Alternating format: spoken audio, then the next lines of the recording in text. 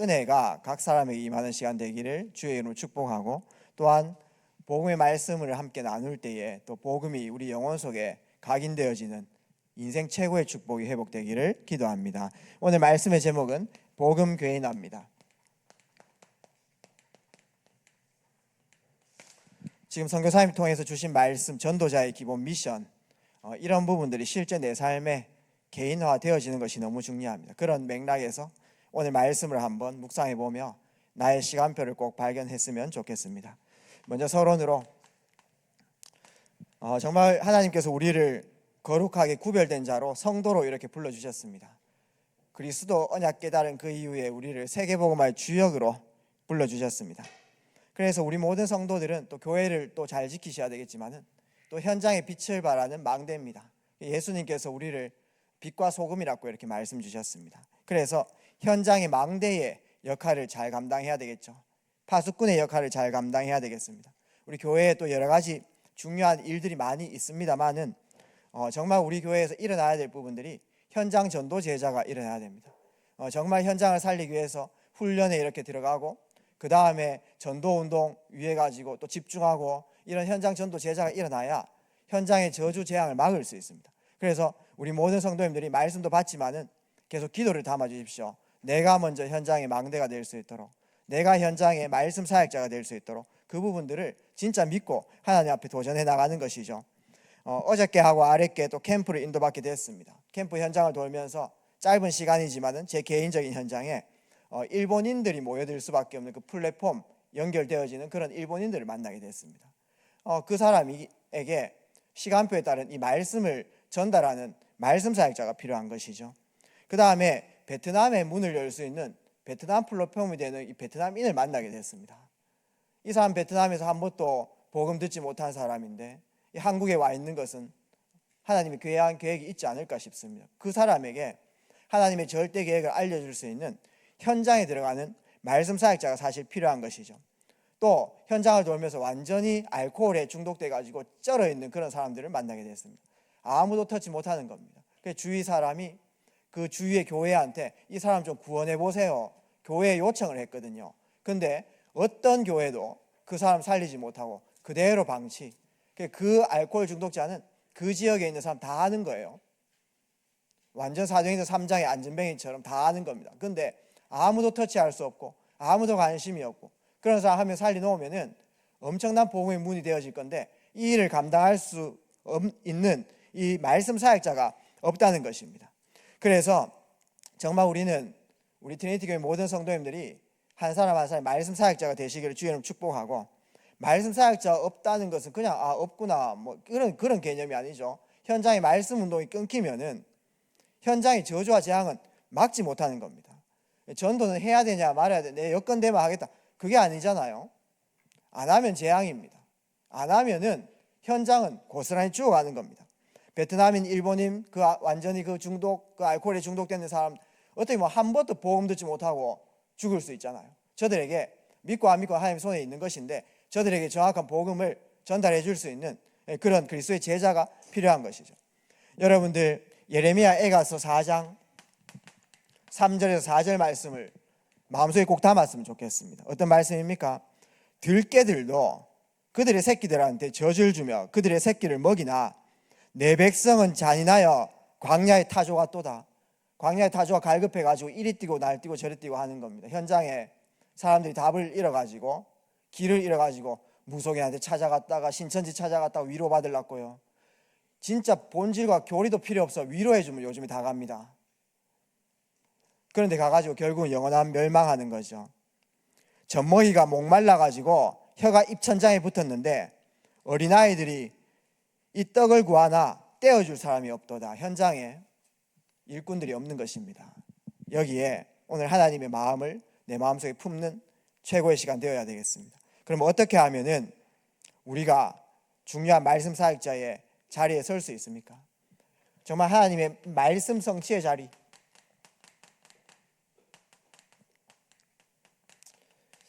우리는 이 말씀 성취의 자리에 있는 것이 너무 중요합니다. 오늘도 뭐 여러 사람들이 또 여러 환경과 또 일들에 의해 가지고 수협에 올 수 있고 또 못 올 수 있고 뭐 이런 상황들이 있겠지만은 이 자리에 하나님 말씀이 있는 곳에 있는 분들이 사실 그리스도의 제자입니다.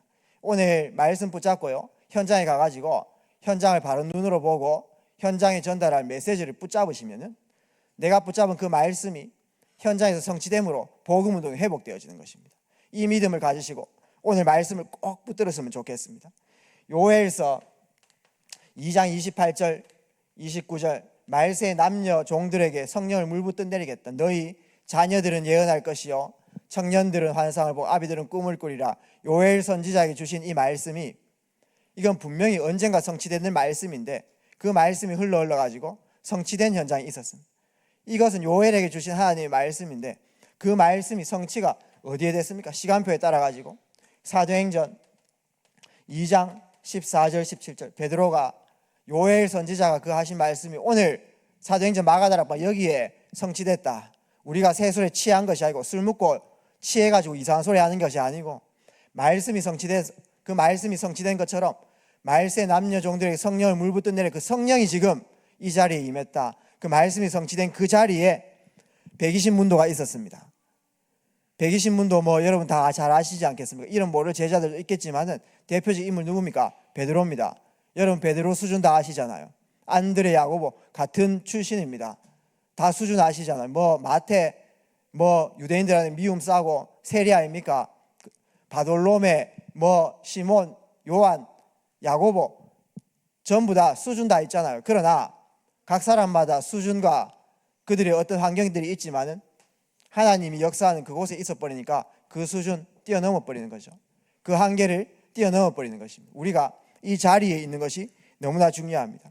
하나님은 생명을 살리고 구원을 이루어 나가시는 그 자리에 말씀을 주시고 성취시켜 나가시는 거예요. 그래서 저와 여러분들이 그 자리에 있는 게 키예요. 내가 열심히 하는 것도 중요하겠지만 말씀이 성취되는 성령이 역사하는 그 자리에 우리가 인도받는 게 굉장히 중요합니다. 우리가 말씀을 붙잡으면 그 자리에 인도를 받아요. 한번 보십시오. 이 사도행전에 역사했던 마가다락방에 역사했던 그 성령의 역사가 이제 현장으로 옮겨가잖아요. 사도행전 1장 12절 그 자리에 베드로가 있었습니다. 베드로 수준은 이 현장 못 살립니다. 그러나 베드로가 이 말씀의 흐름을 따라갔는데 안전뱅이 살림으로 모든 유대 사람들에게 복음을 전달하는 그 중요한 기초가 되었던 것이죠. 여기에 적어도 이 시간표에는 여기에 하나님 말씀이 성취되는 거예요. 거기 있는 사람이 축복인 것입니다. 왜 그렇습니까? 사도행전 1장 8절 말씀 보니까 오직 성령이 너희에게 임하시면 너희가 권능을 받고 예루살렘과 온 유대와 사마리아와 땅끝까지 이르는 내 증인이 되리라. 이거는 하나님 반드시 되어질 약속이잖아요. 근데요 처음에 이제 예루살렘과 온 유대 살리는 그 현장에 베드로가 있었다는 거죠. 거기에 말씀이 성취되는 겁니다. 여기 있는 사람이 축복이에요. 여기 있는 사람이 수준이 있겠지만요 이 수준 뛰어넘어 버리는 거죠. 성령께서 역사하시면요. 그 다음에요 사도행전 8장 1절 40절 보십시오. 온 유대와 사마리아와 그 하나님 계획입니다. 그 하나님 말씀이 성취되는 곳에 빌립 집사가 가잖아요. 그 인도 따라가죠. 그렇기 때문에 이 시간표에 제일 축복받은 사람 빌립이에요. 왜냐? 하나님이 말씀이 역사하시는 그 현장에 빌립이 딱 있기 때문에. 그 다음 어디입니까? 땅끝까지 땅끝까지 땅끝까지 그 가는 길에 이제 바울팀이 일어나가지고 사도행전 13장에 소아시아 지역 들어갔잖아요. 바울과 바나바와 이 5명이 팀을 이루어가지고 적어도 그 현장에는 그 시간표에 하나님의 역사는 거기 시작되는 거예요. 소아시아 지역이에요. 사도행전 13장. 그 다음에 이 복음의 흐름이 말씀의 흐름이 어디에 성취됩니까? 이제 유럽으로 들어가는 마케도니아 첫 성 빌립보로 들어가는 겁니다. 그때에 바울과 실라와 디모데와 누가가 한 팀이었잖아요. 적어도 그 시간표에는 그 자리에 하나님이 역사하시는 거예요. 거기에 있는 이 팀이 최고 축복입니다. 하나님 최고 관심인 것이죠. 사도행전 16장 에베소 마찬가지입니다. 빌립보 그 다음에 17장에 데살로니가 그 다음에 고린도 그 다음에 19장 에베소까지 적어도 하나님께서 역사하시는 그 현장에 있었던 사람이 최고 축복이죠. 그 다음 어디까지죠? 로마. 실제 사도행전 19장 같은 경우는 사도행전 2장에 마가다락방에 있었던 그 성령의 역사 방언하고 이런 역사 그대로 재현됐잖아요. 모든 현장 마찬가지면 성령께서 역사하시는 그 자리에 있었던 사람. 로마 마찬가지입니다. 로마서 16장 인물들 여러 인물들이 하나님 말씀이 성취되는 그 자리에 있었고 핍박당한 것 같지만은 로마를 뒤집었잖아요. 그 다음에 이 로마 이후에 이 복음이 유럽으로 미국으로 한국으로 그 다음에 이렇게 들어가게 됐습니다. 그래서 이 말씀의 성취의 자리에 있는 것이 최고 축복이죠. 자, 이 내용이 뭔지 아십니까? 7대 이정표입니다. 뭐 777이 이거를 왜 기도하냐 이렇게 이제 얘기할 수 있겠지만 우리가 이 응답 받아야 되죠. 하나님의 역사가 있는 그곳에 내 인생 역정 따라 이정표 따라 그 자리에 있는 거죠. 이걸 우리가 기도 안 할 이유가 없잖아요. 우리가 이 로마까지 가는 응답들을 누려나가는 것입니다. 이제 한국에서 복음 운동이 일어날 때 저와 여러분들을 하나님 부르셨잖아요. 한국이 최고 축복 누릴 때에 복음화의 중요한 물결이 이 한국의 땅에 임하는데 여기 우리 부름받았습니다. 이게 은혜입니다. 하나님의 절대 은혜이죠. 이제는 우리가 눈을 들어서 이 전도와 선교에 눈을 뜨는 게 너무 중요합니다. 이제 이 한국이 중국 땅으로, 이제 중국 위에 북방, 그 다음에 밑으로 동남아, 중국에서 여러 전도자들 핍박하잖아요. 그렇죠? 너무 힘든 상황이지만 핍박 일어날 때마다 복음이 확산됩니다. 중국에 있었던 귀한 사역자들이 동남아로, 중국에 있었던 분들이 피하는데요, 그쪽에 복음화의 물결이 이루어지는 거예요. 이런 성경의 역사들을 우리는 보아야 되겠죠. 그 중국 옆으로 서아시아, 중앙아시아, 뭐 스탄드 가는 그런 나라도 있지 않습니까? 아랍권으로, 그 다음에 다시 유대로. 자, 그렇기 때문에 그 다음 이제 그런 식으로 복음화가 흘러가게 되어지고, 이제는 어떤 시대입니까? 다민족 237, 5천 종족 시대입니다. 거기에 237, 5천 종족, T시계, N시계, C시계 그 현장에 하나님의 말씀이 성취되는 거죠. 성령이 역사하는 것. 그렇기 때문에 저와 여러분들의 귀한 사역 중에 제일 중요한 것이 저희와 우리의 후대가 237, 5천 그 자리에 있게 하는 게 제일 중요한 거예요. 그래서 우리의 기도가 하나님, 우리의 후대들이 전도의 자리에, 선교의 자리에 있게 하옵소서. 이것이요 정말 중요한 기도입니다. 왜 우리 후대들이 237, 5천을 붙잡아야 됩니까? 거기에 하나님 역사하신다니까요. 그 자리에 있어야 되는 것입니다. 여기에서 구원의 역사가 일어나고 생명의 역사가 일어나는 거기에 말씀이 성취된다는 것입니다. 그러면은 내가 얼마나 이것과 밀접되어 있는가 굉장히 중요한 것이죠. 그러면은 우리가 어떻게 하면 늘 말씀이 성취되는 복음 운동의 그 자리에 있을 수 있습니까? 내가 하나님께서 역사할 수밖에 없는 그 복음 회복의 전도가 역사하는, 선교의 역사하는 그 자리에 내가 있을 수 있겠습니까? 그 비밀은 오늘 본론에서 좀 나누도록 하겠습니다. 무엇입니까? 하나님께서 내게 주신 이 복음, 전적인 하나님의 은혜, 날마다 이 은혜를 우리는 묵상하고 간구하는 것입니다. 마태복음 16장 16절, 시몬 베드로가 주는 그리스도시요 살아계신 하나님의 아들이시며 고백했습니다. 그거는 베드로의 수준도 아니에요. 베드로가 뭐 열심히 깨달아가지고 그것도 아닙니다. 하나님의 전적인 은혜입니다. 바요나 시몬아 네가 복이 있도다 이를 내게 알게 하는 혈육이 아니요 하늘에 계신 내 아버지시니라. 이거는 베드로가 뭐 머리 좋다고 깨닫는 머리도 좋지도 않았어요. 그러나 어느 날 그리스도를 깨닫게 됐습니다. 그리스도 고백하게 됐죠. 저와 여러분 똑같잖아요. 어느 날 찾아왔습니다. 예수 그리스도께서 어느 날 우리 마음의 문을 두드리시면서 은혜로 임했던 것이죠. 그 은혜입니다. 그 이후에 막 치유될 것도 많고 변화될 것도 많지만은 하나님께서 은혜를 주셔가지고 우리를 구원하셨다는 거죠.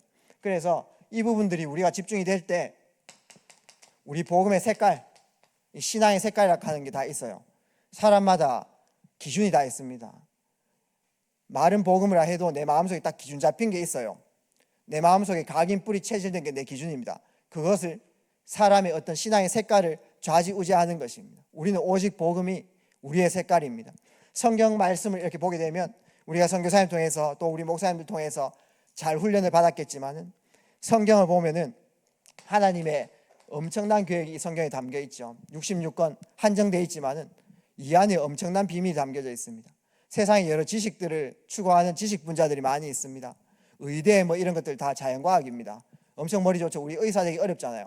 근데요, 그 다 자연과학인데 그 자연과학보다 수준 높은 게 인문학이에요.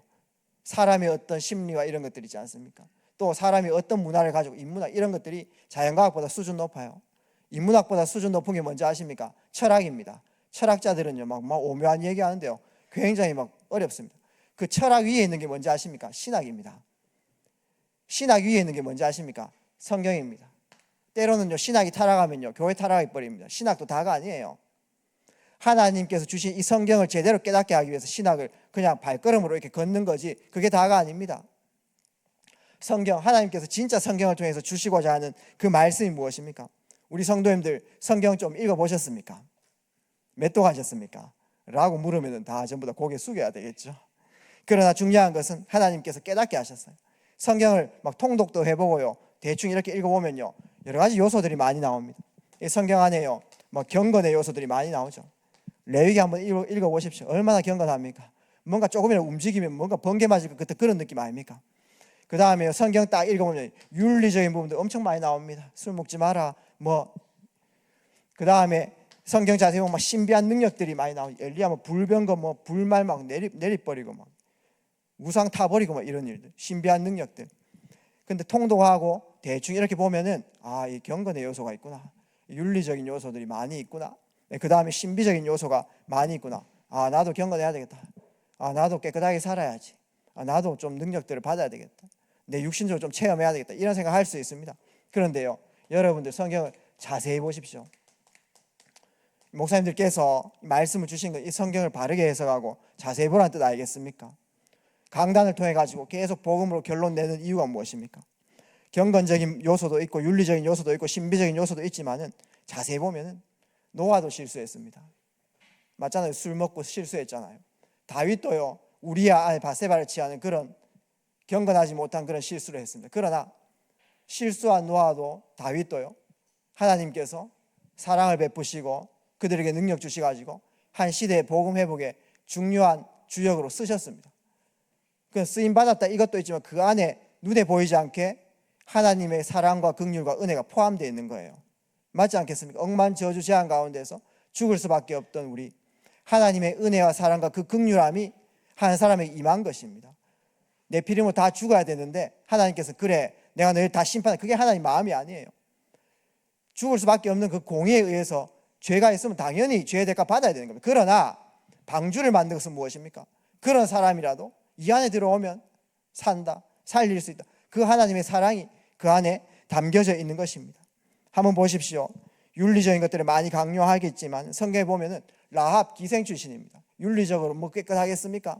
그러나 라합이요, 언약의 계보에 딱 썼다니까, 그 여자가요. 맞지 않겠습니까? 다말 한번 보십시오. 유다하고요, 시아버지하고 동침해가지고요 아기를 낳았습니다. 말 됩니까? 윤리적으로요 안 되잖아요. 근데요, 그것을 언약의 바톤을 이어가는 그걸로 썼다니까요. 무엇입니까? 복음 그 자체가 완전하다는 것입니다. 성경에 보게 되면 오네시모 같은 사람도 있지 않습니까? 도둑놈 아닙니까? 그런 사람도요, 하나님께서 골로새 교회의 귀한 감독으로 목회자로 세웠습니다. 그럼 무엇입니까? 그 은혜지요. 성경에 보면요, 일평생 강도짓 하다가요, 예수님 옆에 딱 강도가요, 나와 함께 낙원에 있으리라, 그런 강도도 살린 그런 예화가 있습니다. 그건 무엇입니까? 하나님의 사랑과 은혜가 있다는 것입니다. 그래서 강도 같은 사람이 인격이 몇 점이겠습니까? 여러분들 인격 몇 점입니까? 80점, 90점, 어떤 분들은 막 브라만 같이 인격이 좋아가지고 100점 있을 수 있습니다. 그런데 강도는 마이너스겠죠. 마이너스 15점, 20점 될 수 있습니다. 그러나 그 사람의 어떤 행위와 능력과 그 사람의 수준과 상관없이 완전하신 그리스도가 그와 함께 하시면 그도 구원받는다니까요. 이게 바로 복음의 완전성입니다. 성경은 지금 복음의 완전성에 대해서 말하고 있습니다. 복음은 어떤 걸 섞으면 안 돼요. 오직 복음.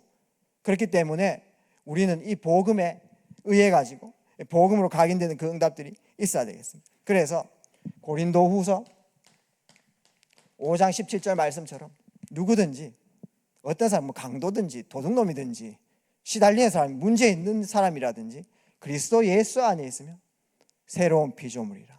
그 영혼에 하나님의 말씀이 임하고 말씀 속에 흘러들어가는 그 복음이 그 영혼에 들어가게 되면 그 사람도 새로운 피조물로서 최고 하나님 쓰임받을 수 있다. 이것이 바로 성경 자세히 보면 깨닫는 부분들이죠. 당연히 깨끗하게 살아야 되고 경건하게 살아야 되고 그거는 두 번째 문제예요. 그러나 중요한 것은 구원받는데 완전한 이름, 오직 복음, 오직 그리스도.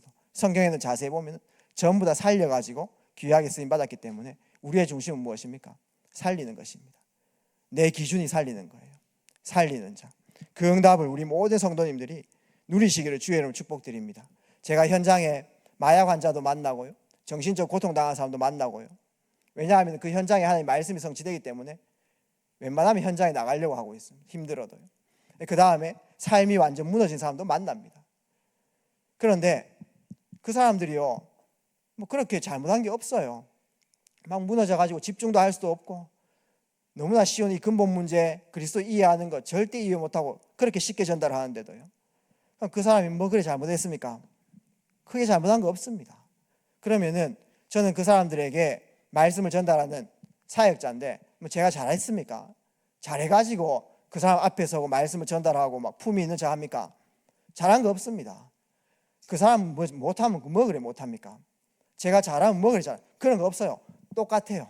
그 사람이나 나나 태어난 거 내 원해서 태어난 거 아니고 살아보니까 원하는 대로 되어지지 않고 죽음도 내 마음대로 되어지지 똑같은 인간입니다. 그러나 나는 이 그리스도의 비밀을 전달하는 그 자리에 섰다는 것은 원래 은혜와 긍휼을 시간표에 따라 베푸시는 그 하나님이 그 능력이 지나가다가 나한테 먼저 임했는 겁니다. 나에게 먼저 임했던 거예요. 그리스도에게 베드로에게 임했던 것처럼 그 하나님 전적인 은혜죠. 그렇다면은 나한테 그 시간표 은혜의 시간표에 임해가지고 나를 변화시키고 내가 완전 근본 문제에 빠져나왔다면은 그 사람에게도 하나님께서 1초만 역사하시면 그 사람에게 시간표에 따라 시간표는 하나님 손에 있는 거 알겠습니까? 시간표에 따라 가지고 내가 전달한 복음을 듣고 하나님의 은혜가 임했다면 여기 계신 분들 누군가 우리에게 복음을 전해줬기 때문에 이 복음의 대열에 서 있을 수 있는 거 알겠습니까? 그와 마찬가지로 나도 이 복음을 먼저 받은 자로서 현장에 부지런히 하나님 기회 주시는데 전달하는 겁니다. 이 말씀 자체가 필요한 거예요. 그래서 하나님의 은혜가 그 사람에게 입에 뿌리면 마약 환자도 바뀔 수 있고요. 정신 문제가 바뀔 수 있고요. 귀신에 시달려서 바뀔 수 있다는 겁니다. 시간표는 몰라요. 복음 30년 들었는데 왜 이래 안 바뀌냐? 모릅니다. 시간표는 50년 후에 올 수도 있고 70년 후에 있을 수 있고요. 어떤 분들 한 달 들었는데 깨달을 수 있는 거예요. 그건 하나님 손에 있는 겁니다. 분명히 하나님 시간표 있다고 믿고 하나님께서 역사하시면 이러한 사람도 오네시모처럼 강도처럼 쓰임받을 수 있다. 그 기대와 소망 가지고 누가 제자인지는 모릅니다. 그러나 이 복음을 부지런히 전달하는 겁니다. 그것이 우리의 기준이 되어지는 것입니다. 할렐루야입니까? 이 축복을 우리가 못 누릴 이유가 없고요. 이 축복을 현장에서 계속 전달하는데 그 자리에 하나님 말씀이 성취된다니까. 이 이정표를 우리가 성경에서 찾아가지고 답습해가지고 인도받는 겁니다. 그 말씀 볼 때 인도를 받잖아요. 이것이요 현장에 복음화 개인화 되어진 그런 응답이죠. 두 번째입니다. 그렇기 때문에 우리 모든 성도님들이 하나님께서 우리에게 주신 이 복음의 각인, 뿌리, 체질되어지는 것이 너무나 중요합니다. 복음은 완전하기 때문에 또 다른 거 이제 구할 게 없어요. 결론 다 냈으면 창세기 읽어도 그리스도고요. 말라기 읽어도 그리스도고요. 요한계시록 읽어도 그리스도입니다. 결국은 결론은 다 냈기 때문에 더 이상 뭐 성경이 더 지어지지 않을 거죠. 우리가 뭐 글을 쓴다고 그게 성경 되겠습니까? 66권이 딱 한정되어 있는데 그러나 어떤 성경을 봐도 66권 어떤 성경을 봐도 그리스도로 결론 나는데 그 말은 뭐냐 하면은 이 그리스도가 완전하기 때문에 그 깊이에 뿌리 내리는 것입니다. 그래서 에베소서 3장 18절 말씀 보십시오. 바울 사도가 어떤 표현을 했습니까? 그리스도의 넓이, 길이, 높이, 깊이가 이 안이 어떠함을 깨달아가지고 너희로 충만케 하기를 원한다 이렇게 얘기했습니다. 무엇입니까? 그리스도의 각인 뿌리 체질을 말하는 것입니다. 그래서 우리가 정말 현장에 복음 전달하지 않으면 현장은 저주재앙입니다. 우리 트리니티가 아무리 곳곳마다 열심히 일하고 여러 가지 일들을 많이 하고 거기에서 기분도 좋고 분위기도 좋아도 현장의 사역을 놓쳐버리면 결국은 현장은 저주재앙 임한다니까요. 하나님께서 우리 교회를 세우신 이유를 반드시 우리 마음속에 품어야 된다는 것입니다. 그래서 그렇게 인도받으려고 하면 그리스도의 각인 뿌리 체질되어야 되는 거죠. 그리스도라는 결론은 같은데 넓이가 다 틀리고요. 길이가 다 틀리고 높이와 깊이가 다 틀린 것입니다. 그리스도 네 글자입니까? 사음절의 글자인데 각 사람마다 이 그리스도 깊이 다 틀려요. 그리스도 누린 거 다 틀립니다. 깊이 들어가기를 원하고 깊이 뿌리 내기를 원하고 깊이 체질되기를 주의 이름으로 축복드립니다. 그래서 우리에게 이러한 문제 있지 않습니까? 여러분 문제 아니에요. 그리스도 더 깊이 들어갈 수 있는 최고 시간. 우리에게 있는 사건들이 있습니다. 우리에게 만남들이 있습니다. 여러 일들이 있죠. 지금 내 앞에 당면한 일들이 있습니다. 해결해야 될 일들이 있습니다. 그 시간표가 어떤 시간표입니까? 그리스도의 넓이와 길이와 높이와 깊은 곳에 들어갈 수 있는 그 기회를 하나님께서 우리에게 주시는 겁니다. 왜냐? 우리 안에 성령이 있잖아요. 우리 안에 성령이 없으면요 그런 사건 만나면 그 마귀 인도받아 망해버리는 시간표예요. 그래서 성령께서 함께 계시기 때문에 그런 모든 시간을 하나님께서 연단하시고 깊이 들어가고 그리스도로 풍성히 누릴 수 있는 최고 시간이 되어지는 것입니다. 그런 문제와 사건과 만남 일 속에서 예수 이름의 권세 사용해보고 예수 이름 묵상해보고 요한복음 19장 다 끝냈다 묵상해보고 그리스도 집중해보고 이렇게 되면요, 내가 체험해요. 예수 이름이 나를 자유케 하는 체험들, 예수 이름이 이 문제와 상관없게 나를 한다는 그런 체험들을 합니다. 그런 체험들, 작고 크고 작은 체험들이 나에게 있으면 더 확신 속에 들어가죠. 믿음은 더 커지는 것입니다. 확신 드는 곳에 사탄은 역사하지 못합니다. 내가 기도하고 불안해한다면 그 사탄이 역사한단 말이죠. 그러나 내가 1초를 기도해요, 확신과 믿음이 있으면 사탄은 무너지는 거예요. 사탄의 견고한 지는 무너지는 것입니다. 우리가 그리스도로 각인 뿌리 체질되어지기를 주의 이름으로 축복합니다. 그래서 날마다 이 현장 속에서 그리스도의 넓이, 길이, 얼마나 그 능력이 긴지 모릅니다. 그 높이, 우리 가장 낮은 곳에 있어도 최고의 그리스도의 높이를 누릴 수 있어요. 그 다음에 깊이. 자, 이 부분 통해 가지고 우리의 삶 속에서 날마다 그리스도의 능력을 확인하고 체험하고,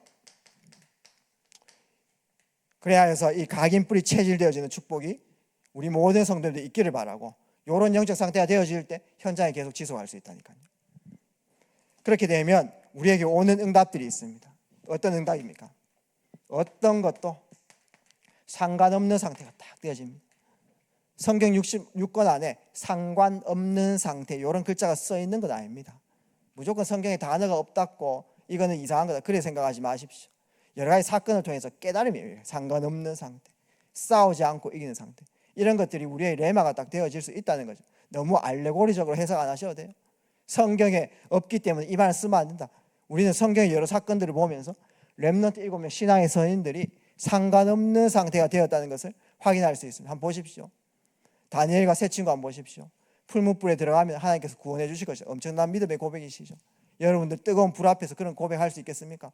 그런데요, 그것보다 더 수준 높은 고백했어요. 죽어도 괜찮다. 그리 아니하실지라도 상관없다. 사탄이요, 틈탈 틈이 없는 것입니다. 예수 이름으로 이 지역에 역사하는 흑암 세력가 떠나가라 이렇게 고백하는 것도 중요하겠지만은, 내가 죽어도 괜찮다 이래 나와보면 사탄이 삐지고 들어올 틈이 없어서 오히려 무너져 버리는 것입니다. 그런 수준 높은 그런 고백들이 되어지기를 주의 이름으로 축복합니다. 상관없는 상태였잖아요. 성경에 상관없는 상태 글자는 안 나온다니까요. 그러나 이건 우리 깨닫는 겁니다. 다니엘 보십시오. 조서에 어인이 찍힌 걸 알고도, 뭡니까? 그 죽는 줄 알고도 하루 3번씩 열린 창을 향해서 예루살렘 성전을 향해서 기도했던 상관없는 상태. 모르드게 에스더가요, 그 현장에 있으면서 하만이 모함해가지고 다 죽을 유다인들이 전부 다 말살될 그런 위기에 놓였습니다. 그때에 하나님께서 너를 여기 있게 한 것이 이 시간표 위해서다. 이 위기 당하려고 여기 있는 거다. 이렇게 하시면서 그때 에스더가 어떻게 얘기했습니까? 죽으면 죽으리다. 상관없는 상태. 맞죠? 바울이요, 디모데에게요, 조금 형편이 좋아지면, 환경이 좋아지면 전도 선교해라. 그렇지 않습니다. 때를 얻든지 못 얻든지 상관없는 상태. 내가 복음의 깊이 뿌리 내려지면은 이런 상태가 되어지는 것입니다. 그래서 우리 모든 성도님들이, 우리 교회에 어떤 사람이 한마디 말을 했는데 그 말에 막 시험 들어가시고 그것 때문에 하루 종일 막 열받고 그게 묵상되어지면 전도 현장에 인도를 받지 못해요. 문제는 늘 있는 겁니다. 문제에 있는 것은 살아있다는 증거 아니겠습니까? 죽은 시체에는 문제가 없잖아요. 살아있기 때문에 크고 작은 문제 있는데 그 문제 때마다 걸레뿐 돼요. 그러면요, 그 문제 해결해야 되는 거 맞는데 전도 현장에는 가지 못하는 거예요. 하나님 말씀에 성취되는 그 자리에는 인도받지 못하는 것입니다. 상관없는 상태 되어야 되는 것입니다. 그 축복을 우리 모든 성도들이 꼭 누리셔야 됩니다. 그래서 하나님께서 때로는 우리에게 이 문제를 허락할 수도 있는데 그 속에서는 진짜 이 답을 누리는 그런 시간표가 되어지는 것입니다. 답에 더 집중할 수 있는, 답의 결론 내는, 답이 나에게 진짜 답이 되어지는, 그리스도가 진짜 그리스도 되어지는 시간, 복음이 나에게 진짜 복음 되어지는 시간. 한 사람이 감옥에 들어가서 교도소 들어갔는데요, 교도소 들어가면 전부 다 문제라고 얘기하지 않겠습니까? 그 교도소 들어간 사람에게 얘기했습니다. 그 문제 아니다. 밖에 있으면 다 행복이냐? 그거 아니다. 안에 있으면 망하는 거냐? 그렇지 않다. 오히려 밖에 있으면 오히려 그 여러 가지 시스템이, 복음 집중하지 못하는 시스템, 오히려 내 인생에 일부러라도 집중해가지고 산에 들어가 집중하고 복음의 능력도 집중해야 되는데 하나님께서 최고 시간표 주셨다. 기준은 임마누엘, 기준은 하나님이 나와 함께 하시는 것. 밖에 있어도 하나님이 나와 함께 하지 않으면 그게 자유가 아니에요. 악한 영에게 매여가지고 종속되고 사는 사람이고, 내가 만약에 감옥에 있어도 그리스도께서 나와 함께 하시면 참 자유인, 참 해방인, 아무 문제되지 않습니다. 우리에게 여러 가지 문제는 답에 집중할 수 있는 최고 기회를 하나님께서 주시는 것이죠. 갈등 마찬가지입니다. 우리 갈등을 할 때 항상 우리의 시선은 다른 사람들에게 있습니다. 저 갈등의 원인이 되는 저 사람을 변화시켜야 되겠다. 그런데 하나님께서 나에게 보게 하는 것이 분명히 있습니다. 다윗과 사울이 갈등했습니다. 무엇입니까? 다윗은 억울하게 계속 쫓겨다녔습니다. 그러면요, 망한 겁니까? 아닙니다. 사울을 막 어떤 사람들은 심판해야 된다, 저 죽어야 된다 이렇게 얘기했겠죠. 그 다윗의 밑에 있는 사람들 저 사울 죽일까요? 이렇게 얘기했습니다. 그런데 다윗은 그 사울을 보지 않고요, 나를 향한 하나님의 절대 계획을 본 거예요. 그래서 나를 갱신한 것입니다. 우리 모든 성도님들께서 갈등 속에서 나를 본다면 하나님께서 이 시간표에 나에게 무엇을 보여주실 것인가, 이 부분들을 묵상하고 기도한다면 어떻게 됩니까? 다윗 보십시오. 사울은 하나님께서 시간표에 따라 심판할 수도 있고 살려줄 수도 있고 그건 하나님 손에 있는 거예요. 사람의 생명 하나님 손에 있는 거니까. 그러나 하나님은 팩트를 말하자면 하나님은 다윗을 굉장히 귀중하게 사용했습니다. 시대의 가장 중요한 이름으로 사용하게 됐다는 것이죠. 그게 갈등이 그런 겁니다.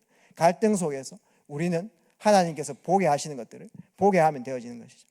그러면서 위기입니다. 위기는 어떤 것입니까? 최고의 기회입니다. 이게 상관없는 상태죠. 우리 위기 만나는데 참 이 기회로 잡아버리면 상관없는 상태입니다. 한번 보시면 우리 살아가면서 때로는 내가 이렇게 계획했는데 계획대로 안 될 때 막 있거든요. 나는 정확하게 이렇게 계획을 하고 이렇게 하면 되겠다라고 다 짜놨는데도 뒤집혀가지고 안 될 때 있습니다. 내가 잘 되고 못 되고 전부 다 하나님께서 절대 계획을 가지시고 하나님 나라에 대해서 가장 유리하게 이렇게 해나가시는 것이죠. 그렇기 때문에 때로는 우리 가정의 여러 가지 어려움도 하나님 나라의 일을 이루어나가는 최고의 기회가 되어지는 것입니다. 이 축복을 우리가 누린다면 흑암의 견고한 진들이 무너지게 돼 있죠. 사탄이요, 우리 불신앙과 염려 또 질투, 분노 또 이런 것들로 계속 파고 들어가거든. 눈에 안 보이잖아요. 그런데요, 우리가 상관없는 상태 딱 돼버리면 흑암 세력들이 들어올 틈이 없는 것이죠. 이럴 때에 현장의 흑암 무너짐으로 하나님 나라가 현장에 임하는 것입니다. 그러한 축복들이 우리 모든 성도님들 발걸음마다 있기를 주의 이름으로 축원드립니다. 오늘 말씀의 결론을 맺도록 하겠습니다. 우리 복음 지식적으로 너무 잘 압니다. 근본 문제가 어떤 것이고 근본 문제 성경 구절 여러분들 몇 개 될 수 있어요? 한 3개 될 수 있으시겠죠? 저는 한 70개 될 수 있거든요. 성경 안에 있는 근본 문제. 불신자 6가지 상태 여러분 한 6개 될 수 있겠죠? 저는 한 50개 이상 될 수 있습니다. 그건 지식이죠. 중요한 것은 이 복음이 내 삶에 나의 발걸음에 녹아내려진 이 개인화되어지는 것이 너무나 중요한 것입니다. 그래서 복음이 된 만큼 우리 트리니티 교회 전도 역사 일어나는 것입니다. 우리 트리니티 교회가 다들 인격 좋으시고요, 우리 성도님들 너무 좋으시잖아요. 너무나 감사하고 너무나 일도 잘하시고요. 딴 교회는요, 밥 잘하시는 분 한 명도 찾기 힘든데 우리 교회는 밥 잘하시는 분 정말 많으세요. 전부 다 베테랑이십니다. 얼마나 잘하시는지요. 근데요, 그렇게 했는데도 현장에 전도도 일어나지 않으면 어떻게 됩니까? 현장에요, 저주 재앙은 면치 못하는 겁니다. 전도냐 재앙이냐 우리는 그 자리에 있는 거죠. 그렇게 하는 이유는 이제 전도운동을 위해서 전부 다 기초를 다지기 위해서 이제 교회 안에 중요한 시스템들을 하나하나 성공시켜서 이 방향성을 제대로 붙잡고 가는 게 굉장히 중요합니다. 그러면은 전도가 왜 안 되어지느냐? 그거는 전도가 안 되어지는 게 아니고 복음이 안 되어진 것입니다. 내가 이 복음 개인화가 되어진 굉장히 중요하죠. 내가 실컷 사람 전도해놓고 율법적으로 바쁘면 어떻게 됩니까? 그러면요, 그 시간표에 따라 그 기회를 놓치게 되어지는 거죠. 기다리면서 하나님의 인도를 받아 나에게 임했던 그 은혜가 이 사람이 임하면은 하나님이 역사할 수 있다. 이런 복음 살리는 기준이 나에게 각인 뿌리 체질되어야 그리스도의 제자도 세울 수 있는 겁니다. 때로는 그 제자가 말씀 운동을 할 수 있는 그 제자가 여러 모난 모습으로 내 앞에 올 수 있다니까요. 정신적인 고통당한 사람 그 모습으로 내 앞에 제자로 올 수 있습니다. 그런데 우리를 그거를 이상하게 봐버리면 안 되는 거죠. 그거를 살릴 수 있는 이런 복음이 내게 각인 뿌리 체질되어 있는 것이 너무나 중요한 것입니다. 그래서 우리가 복음 누리는 만큼 우리 선교사님, 우리 목사님 다 말씀하신 것 복음 누리는 만큼 전도는 되어지게 되어 있습니다. 이 개인화가 되어지는 축복이 오늘 우리 모든 성도 이 자리에 계신 모든 분들에게 임하기를 주의 이름으로 축복합니다. 오늘 말씀 속에서 저는 설교도 잘 못하고요, 부족한 점이 많습니다. 그러나 오늘 하나님께서 만약에 세우셨다면 하나님께서 저를 통해서 하시는 그 말씀을 성령께서 하시는 말씀을 꼭 내 마음속에 담으시기를 주의 이름으로 축복드립니다. 그렇기 때문에 정말 나의 복음 오늘 로마서 16장 25절 27절 말씀 나의 복음, 이 무엇입니까? 내게 적용된 복음 아닙니까? 이때까지 바울이 이 로마 교회 사람들한테 나의 복음과 이렇게 확신 있게 얘기할 수 있는 것은, 말할 수 있는 것은 자기가 여러 가지 현장 속에서 예수 이름의 능력을 체험했고, 여러 가지 위기와 문제와 갈등, 때로는 유대인들하고 갈등이 있었고, 동족한테 갈등이 있었고, 이방인들을 살리주러 갔는데요 귀신이라 하면서 죽이려고 하고 있지 않습니까? 그런 갈등들 얼마나 핍박, 때로는 깡패들이 와가지고 바울 죽이려고 그렇게 달려든 여러 가지 갈등, 우리보다 훨씬 심한 갈등, 그런 가운데에 예수 이름으로 때로는 감옥에 들어가 매 맞고 그럴 때에 예수 이름으로 승리했던 그 복음의 능력, 그 복음의 능력이 나를 경고하게 했던 것이, 이 복음이 너희를 경고하실 그 하나님께 모든 영광과 찬송 올려드린다, 이런 말씀을 합니다. 그것이 무엇입니까? 나에게 복음이 개인화됐다는 거죠. 그러면서 로마서에 있는 중요한 인물들, 너희들도 복음 개인화 되어라, 이렇게 말씀을 던지시는 걸 봅니다. 그래서 이 복음이 나의 말씀으로 우리 성도님들 마지막으로 한 번만 점검해 보셨으면 좋겠습니다. 정말 어떤 상황이, 때로는 어려운 상황이 있을 수 있고 힘든 상황이 있지만 정말 나를 이끄는 원동력이 되는 하나님께서 내게 주신 언약, 말씀 갖고 계십니까? 네, 여러 가지 어려운 건 늘 많습니다. 그러나 그것과 상관없이 내 인생을 이끄는 하나님의 말씀 갖고 계십니까? 저는 여러 상황들이 있지만은, 때로는 어려울 때 있지만은, 나는 전도자다, 성경 안에 있는 전도자의 축복, 이 부분들이 저를 자꾸 갱생케 하고 저를 자꾸 각성하게 하고 인도받게 합니다. 나는 전도, 이 시대 전도자가 없다. 수많은 신학자들도 있고 수많은 목회자들도 있고 여러 훌륭한 사람 많지만 이 시대 전도자가 없구나. 성경 안에 전도자의 받은 축복, 이 부분들을 확인하면서 나를 당기는 그 원동력이 되어지고 있거든요.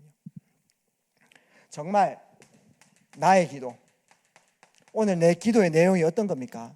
전도자의 기본 미션, 어떤 걸 우리가 기도해야 되겠습니까? 정말 하나님 나라를 위해서 내가 현장의 영적 흐름을 바꾸는 기도를 내가 갖고 있습니까? 다윗은 골리앗 앞에 섰을 때 그렇게 골리앗이 강하게 그렇게 기세 등등하게 나왔지만 그때 잠시 기도했습니다. 너는 칼과 창과 단창으로 내게 맞서거니와 나는 네가 모욕한 다곤 신의 이름, 다곤은 인어처럼 생긴 이상한 그 신상입니다. 다곤 신의 이름으로 막 여호와를 모욕한, 나는 네가 모욕하는 여호와의 이름으로 나간다. 오늘 사람의 목숨과 전쟁은 하나님 손에 있다, 이 고백을 하게 됐죠. 그때에 영적 흐름 바뀌었습니다. 그때부터 다윗은 무조건 승리하는, 100번 붙어도 다 승리하는, 이 현장에 강한 것을 꺾고 영적 흐름을 바꿀 수 있는 나라 이루는 기도, 그것이 진짜 나의 기도의 대명이 된다면 나머지 건 다 따라오게 되어 있는 것이죠. 그 다음에 나의 전도입니다. 하나님께서 우리를 교회에 불러주셨고 또 내가 있는 지역이 직장에 보내셨습니다. 그 안에 내 계획한 게 있지만은 나는 이 직장 나가지고 한 달에 얼마 벌고 저축은 얼마 하고 보험은 얼마 들고, 그건 내 계획이에요. 그러나 하나님께서 나를 이 현장에 보내신 절대 계획이 있습니다. 그거를 붙잡는 걸 언약 잡았다라고 합니다. 교회와 이 현장에 정말 하나님 나라의 일을 찾았고 그 나라의 일을 성취시키기 위해서 사모늘에 집중하고, 이 사모늘, 가장 가치 있는 하나님 나라의 일을 위해서 때로는 선택하고 제한시키고 살리고 집중해 나가는 겁니다.